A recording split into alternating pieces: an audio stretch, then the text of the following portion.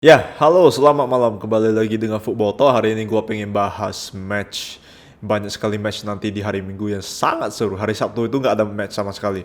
Tapi semuanya main di hari Minggu, yaitu Chelsea, Arsenal, dan MU sama-sama main di jam 8 malam. Dan ya, ada jam 9 El Clasico dan jam setengah 11 Liverpool versus Manchester City. Wah, banyak sekali match yang lumayan seru. Tapi kita mulai dulu dari Chelsea, Arsenal, sama MU. Kita dari Chelsea dulu deh, main away lawan Aston Villa, main di kandang Aston. Dan Chelsea ini sebenarnya kalau gua lihat beberapa kali mereka main, terutama pas lawan AC Milan 2 kali, dan ya mereka ini sebenarnya udah ada progres banyak juga dalam sisi taktis, dalam sisi pattern sistem. Mereka tuh bermainnya sudah lebih sangat jelas, jaraknya berapa meter, temponya seberapa kencang, posisi pemain mau di mana, mau di mana, itu semuanya udah jelas banget. Dan ya, saya sebenarnya percaya kalau Chelsea itu bisa meroket dengan Graham Potter. Dan karena kalau kalian lihat Graham Potter itu, cara dia melatih Brighton dan cara Brighton bermain itu mereka memang luar biasa untuk tim mid table. Dan kalau kalian tahu, Brighton itu kalau lawan tim besar tuh selalu kesulitan.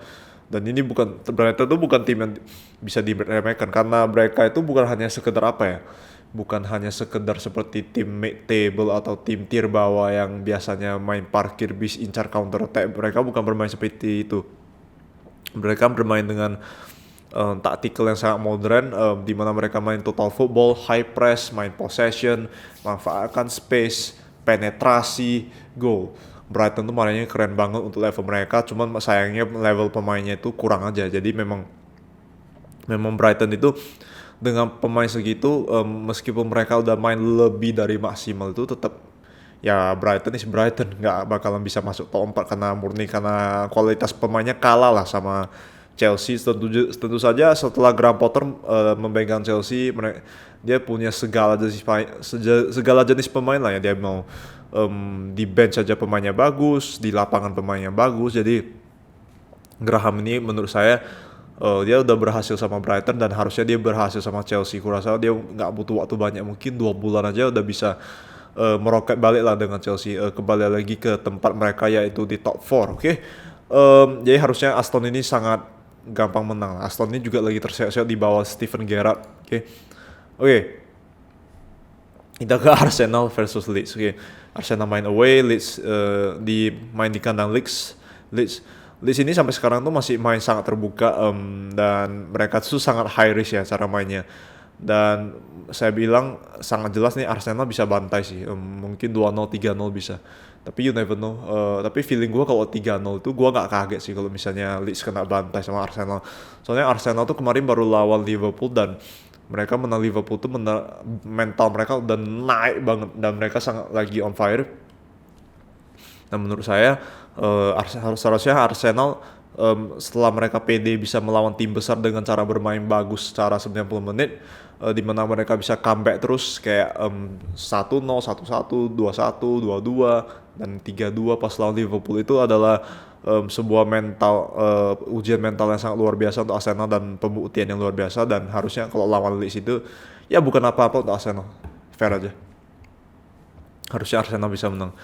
Kita sekarang ke MU versus Newcastle. MU main di home, jadi menurut saya MU harusnya bisa menang match ini juga, karena Newcastle ini memang mereka main apa ya, gimana ya, memang main pressing lah. Cuman mereka ini sangat pragmatis jujur aja mereka mainnya, karena ya pelatihnya Eddie Howe. Jadi kalau cara mereka nyerang tuh murni pakai counter attack, murni manfaatkan speednya Almiron sama Saint Maximin. Jadi Newcastle ini sebenarnya kalau secara serangan tuh apa ya, ampas lah, tapi harus hati-hati sama speednya. Speed pemainnya sangat tinggi. Kalau nggak salah mereka ada Alexander Isak juga ya, jadi kita belum tahu dia ada main atau enggak, tapi kita tetap harus hati-hati. Maksudnya MU tetap harus hati-hati dengan Newcastle, terutama di counter attack. MU itu sebenarnya apa ya, sudah ada banyak progres secara permainan dari yang dulu MU itu biasanya main agak gimana ya, agak pragmatis, main counter attack. sekarang lebih apa ya, sejak di bawah Ten Hag itu mereka lebih bisa bermain dengan sistem, bermain possession, bermain dengan pattern yang jelas, jarak pemain dekat. Cuman yang masih kurang dari MU itu adalah posisi pemainnya, cara positioningnya. Kadang mereka salah positioning, kadang ada yang visinya masih belum terbiasa dengan visi taktik ya Ten Hag. Lebih banyak mereka kesalahannya masih di kesalahan positioning sih. Kadang kelebihan pemain di kiri, di kanan nggak ada orang. Dan juga Sancho tuh masih apa ya, kalau bola ke Sancho itu biasa Sancho bawa bola langsung hilang bolanya. Anthony oke lah, Rashford udah lumayan bagus akhir ini. Dia memang gak ada gol, tapi kalau kalian lihat cara dia permainannya, menurut saya Rashford itu lumayan konsisten sekarang.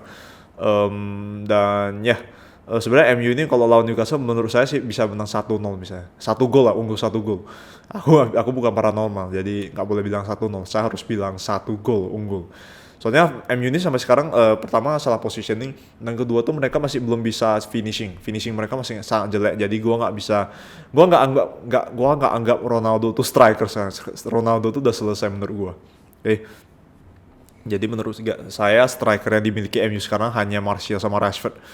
Ya real strikernya Martial lah. Jadi ya you never know. Harusnya MU bisa menang sih. Dah, kita langsung to the elephant in the room, oke? Liverpool versus Manchester City, oke.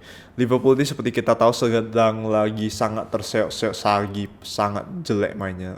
Dan wingbacknya dua-duanya cedera. Sebenarnya TAA lebih ke main jelek sih, bukan cedera. Kalau Robertson lagi cedera, oke. Jadi sekarang pasti fix mereka bakalan turunkan Tsimikas sama Gomez jadi wingbacknya. Dan menurut saya Tsimikas dan Gomez itu adalah tipe wingback yang lebih jago dalam hal defending sih. Tapi kalau Tsimikas sama Joe Gomez nyerang tuh agak, ya jujur aja jelek banget. Apalagi Tsimikas. Apa namanya? Liverpool ini sekarang melawan Manchester City yang kekuatannya dari midfielder, ada Kevin De Bruyne, ada Bernardo Silva, ada Gundogan, ada Rodri. Jadi Man City adalah ya sangat nggak boleh diremehkan. Dan akhir-akhir ini Liverpool main dengan 4-2-3-1, tapi ya di atas kertas 4-2-3-1. Jadi pas main di lapangan itu jadi 4-2-4, di mana Diego Jota seharusnya jadi attacking midfielder, dia lebih maju ke depan sebagai second striker. Jadi ya Liverpool ini apa ya? Yang pastinya preview dari saya, Liverpool ini bakal main wingbacknya lebih defensif, karena ya wingbacknya memang gak jago attack aja, jujur aja. Cara Liverpool kalau misalnya mereka mau menang, Liverpool itu harus apa ya, mengandalkan counter attack, memanfaatkan space di belakang defender City. Jadi Liverpool ini kalau memang harus dapat cetak gol, mereka harus memancing pemain City lah. Pemain City itu kan apa? Manchester City itu adalah tipikal tim yang bermain sangat high risk, tapi very high result. Ya itulah cara bermain di bawah Pep Guardiola, total football, main possession dengan tempo yang sangat lambat tapi sangat ofensif, sangat menyerang. Jadi Manchester City itu harusnya apa ya? Mereka lebih banyak pemain maju ke depan lah, dan saya bilang Liverpool itu harus memancing lebih banyak pemain ke depan biar mereka bisa lebih dapat banyak space. Yang mereka harus agak hati-hati di belakang itu yaitu adalah Rodri, Kyle Walker, mungkin Ruben Dias, nggak tahu juga. Nanti kita lihat siapa yang starter. Yang paling agak hati-hati sama Walker sama Rodri, karena mereka dua tuh bukan. Tapi Walker cedera. Walker cedera. Aku nggak tahu siapa yang akan dimainkan. Pokoknya intinya back City ini nggak bisa diremehkan, dan mereka itu apa ya, nggak bakal segampang itu kasih space. Jadi Liverpool ini harus harus smart lah dalam memanfaatkan counter attack pas lagi ada peluang. Tapi menurut saya City ini harusnya City bisa menang atas Liverpool sih, saya bilang ya. Tapi aku nggak tahu bisa bantai atau nggak, bisa aja dibantai Liverpool kalau memang mereka formnya lagi jelek. Tapi you never know. Selama City ini satu-satunya cara untuk biar City itu nggak bisa cetak gol hanya satu doang, jangan pernah kasih Manchester City space. Kalau kalian misalnya ada tim yang kasih space kepada Manchester City, selesai langsung dibantai. Terutama kalau City lawan Leeds atau lawan Southampton, lawan Nottingham Forest dan lain-lain, itu dikasih space banyak banget. Dan ya seperti kalian lihat Manchester City bisa sanggup membantai tim-tim seperti itu. Jadi Liverpool nggak boleh kasih space, jadi harus hati-hati. Mungkin daripada main 4-2-3-1 bisa bagusan coba main 4-3-3 lah, biar ada 3 midfielder yang coba lebih menjaga stabilitas midfield yang ada di tengah gitu. Kayak misalnya lu punya Thiago, lu punya Henderson sama Fabinho, kurasa ya itu adalah tiga pemain yang mungkin bisa menahan Kevin De Bruyne, Bernardo Silva sama Gundogan atau Rodri sih. Jadi ya mungkin lebih bagusnya tiga pemain sih. Soalnya dari dulu Liverpool itu midfieldernya bukanlah tipe pemain yang suka nyerang, tapi mereka lebih tipe yang agak defensif. Thiago itu lebih ke deep line playmaker juga. Jadi dia seperti Toni Kroos lah Thiago ini. Jadi role-nya tuh mungkin nggak terlalu bakalan ke depan kotak cetak gol, tapi dia lebih ke agak jaga lini tengah sih. Ya itu aja sih gue bilang soal Liverpool ini tapi gue tetap bilang harusnya Manchester City menang ini. Big time harusnya Manchester City menang. Minimal kurasa 2 gol lah. Kurasa ya, nggak tahu. Aku bukan paranormal. Oke, langsung kita ke match terakhir El Clasico Real Madrid versus Barcelona akan main di Santiago Bernabeu. Bukan, sebuah Santiago Bernabeu. Pokoknya di home-nya apa lah? Iya, Santiago Bernabeu. Iya, betul. Sorry. Salah baca aku. Jadi ini bakalan main di kandang Madrid. Barcelona, seperti kita tahu, mereka memang sering menang. Tapi menangnya dengan cara permainan sangat jelek. Ya, sejak apa ya? Xavi itu pas musim lalu tuh mereka bermainnya sangat bagus. Pas masih ada Aubameyang, ya pas masih ada Aubameyang nantinya itu Barcelona mainnya sangat keren, di mana mereka main tiki taka, total football sangat sangat sistematis, very good pattern, semuanya jelas, tiki taka ting ting tom langsung penetrasi gol, dan itu mereka sanggup membantai Real Madrid 4-0, ATM 4-0. Jadi ya, tapi musim ini sejak Barcelona beli 8 pemain, Lewandowski, Rafinha, Kessie, dan Julius Koundé, sebenarnya malahan permainannya jauh lebih parah. Memang mereka ugly win, tapi mereka mainnya jelek banget dan mereka nggak boleh main kayak gitu kalau misalnya mereka main di Eropa. Ya contoh aja, seperti pas mereka lawan Inter aja kemarin sekali kalah sama sekali seri, itu nggak boleh terjadi karena ya Inter itu bermain di liga yang sangat ampas, dan Barcelona tuh sampai seri sama Inter itu beneran keterlaluan untuk Xavi, jujur aja. Jadi Barcelona ini lawan Real Madrid ini akan jadi match yang sulit. Ini bukan apa ya, kalau sebagai fans Barca, kalau kalian ada nonton match ya Barca, harusnya kalian realistis bahwa Barca ini nggak bakalan jadi match yang gampang untuk mereka. Real Madrid ini apa ya, selama Barcelona kalau apa ya, si Xavi ini kalau memainkan Gavi sama Busquets, Pedri udah selesai, midfield udah selesai. Soalnya Real Madrid itu seperti kita tahu mereka punya Toni Kroos sama Modric. Oke, itulah dua pemain yang sangat mengerikan dalam apa menguasai lini tengah, dan kalau lu mainkan Gavi sama Busquets, di mana Busquets sudah lelet dan Gavi ini bermain pakai stamina doang, nggak ada otaknya, jadi ya selesai juga sih. Ya harus yang kalau memang Barcelona mau menang, gue sarankan sih harusnya mainkan Frenkie de Jong sama Kessie. Kita lihatlah Xavi ini seberapa kepala batunya dia.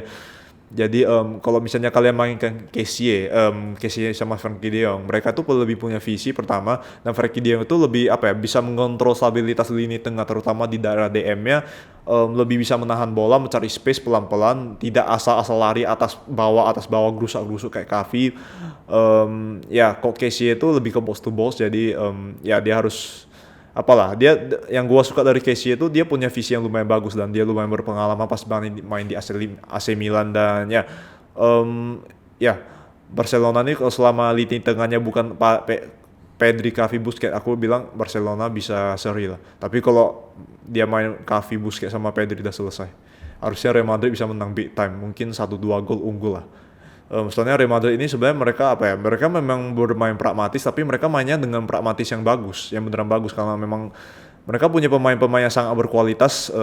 Ya jadi mereka nggak perlu banyak sistem yang bagus, main sih dengan pattern yang bagus. Mereka punya pemain-pemain dengan skill individu yang luar biasa, jadi harusnya Real Madrid bisa menang. Sedangkan Barcelona itu dari dulu memang filosofinya itu bermain dengan sistem pattern, dan ya pokoknya ada DNA-nya lah, dan mereka yang harusnya main tiki taka, tapi mereka malahan akhir ini lebih main long ball dan lebih andalkan skill individu juga, di mana itu bukan cara Barca memain secara DNA.